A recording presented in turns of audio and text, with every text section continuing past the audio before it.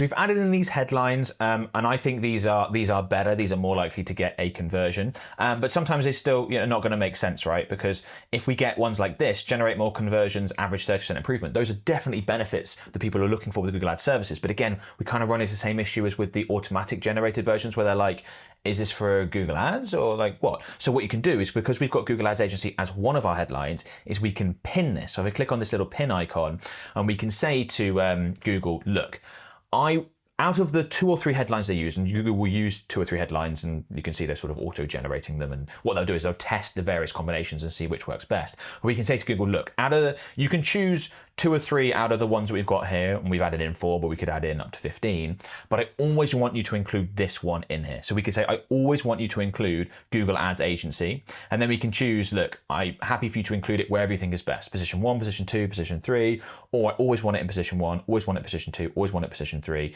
This one's often fine. You may want to pin it as always in position 1. I don't think that actually went through, but I can go ahead and select this, and then they're going to look to put that in there for us. The preview sometimes takes a bit of time to update.